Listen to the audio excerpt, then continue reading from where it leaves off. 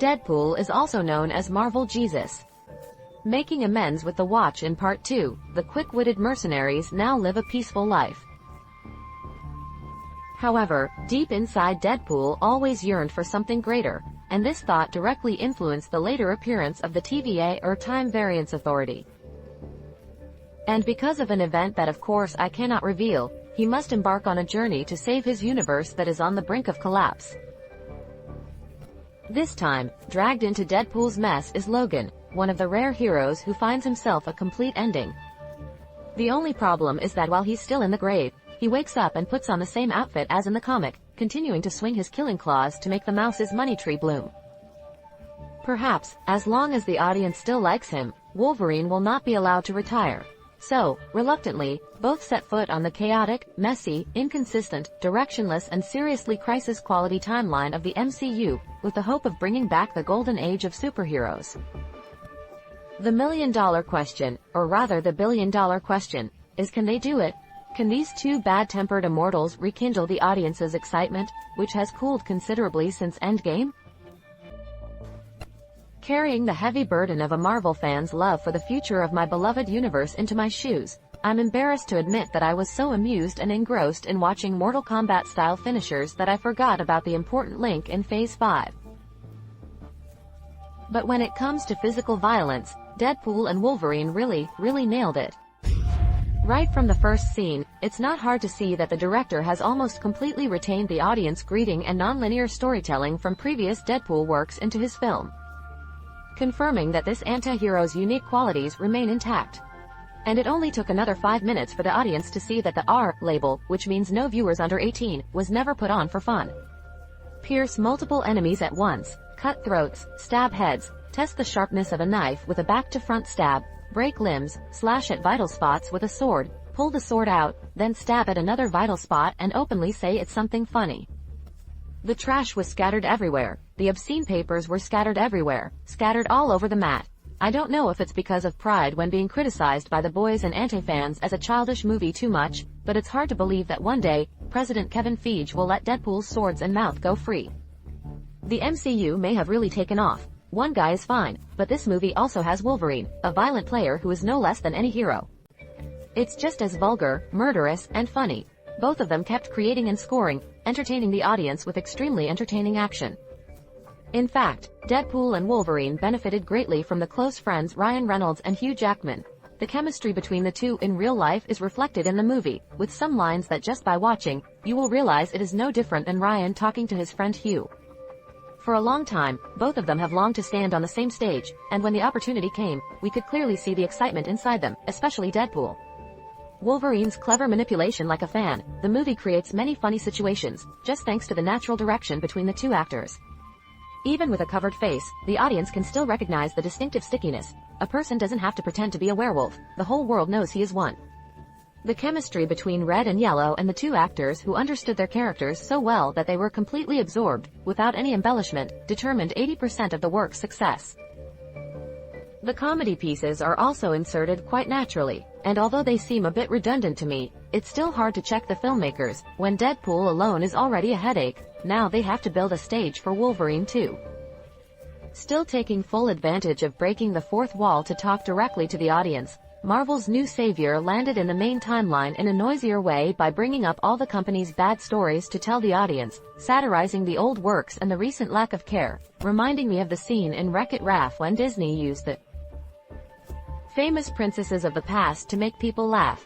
This is a pretty smart move because if you pay attention, you'll see that the talkative mercenary won't have to compete too much on sensitive topics like sex and politics while still maintaining his sense of humor. Drag this person and that person out for fun. Even though he's not an Avengers yet, I think the MCU is much more exciting with this loudmouthed anti-hero. However, this leads to a small difficulty, which is that you need to have prior knowledge of not only the MCU universe but also all the Wolverine movies and the X-Men mutant team. If you haven't seen it, some jokes might not. In the middle of the void or the wasteland of time streams. The writers used that very space as a subtext that Fox's heroes were stuck after their parent company was bought out. From here we can see the void as a place where studios throw out outdated characters and failed movies without ever looking back. But heroes, cultural icons of the past, will they be able to complete their journey or will they be forgotten by the audience? Deadpool and Wolverine are so iconic that they will definitely be called by TVA or Marvel to bring them to the main timeline. But what about the other names? Heroes ruined by shoddy adaptations. Will their legacy continue or will they all be buried in the Fox and Disney merger? The way the problem is posed is incredibly creative, and I even like the cameos more than the main villain. But we will talk about Professor X's sister later. Catching that intention, it's easy to see that the jokes and Fox logo were carefully calculated before being put into the movie and not just for laughs. And President Kevin is also quite clever when he cleverly boasts that currently only Marvel has enough strength, power, and reach to bring all those forgotten comic characters back to the screen. She graces Fox's works while promising a new home for mutants, killing two birds with one stone very skillfully. If future cameos are of similar quality, the hunt for resurrection evidence will heat up again soon. That's probably enough to show your love for Deadpool and Wolverine, right? Very moderate. Not destroying any beloved past images but still opening the door to future seasons. Marvel this time showed a care and dedication that we haven't seen in a long time. So is this a perfect movie? Of course not, no work is perfect. Because he has to shoulder not one but two major superhero roles, Deadpool's story can easily become messy, and it's true that the young comedians can't always fill in the gaps in the script. Well, Deadpool in 2016 was a true dark horse of the superhero world, and nearly a year later it could even be considered excellent. As a matter of fact, both Deadpool and Wolverine are fully developed characters, so the possibility of a new story overcoming their giant shadow is impossible. Wolverine in 2024 is a midlife crisis version, but not as profound as Logan, who died. Deadpool still rereads the family lesson he memorized from the previous two parts. The ending is still emotional enough, still emphasizing the message of friendship, redemption and past hauntings.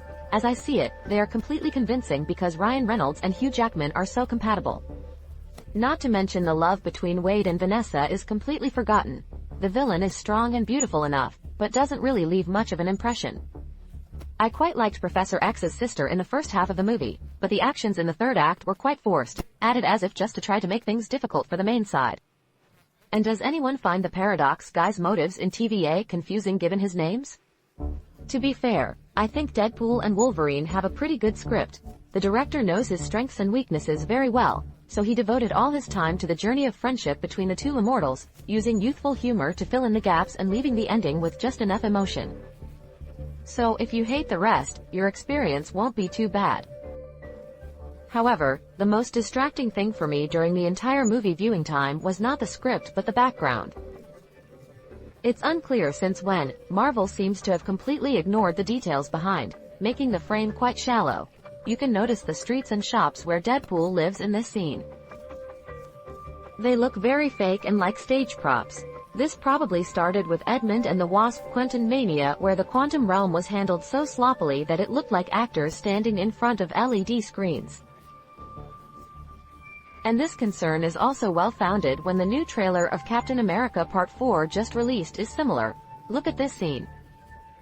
Does it look like a mobile phone background blurring ad? These may seem like small details, but the world is an integral part of a cinematic universe. And if a big project like Deadpool makes such mistakes, what about lower budget series? I think we all know the answers through She-Hulk and Ms. Marvel. But oh well, that's probably a problem for the future.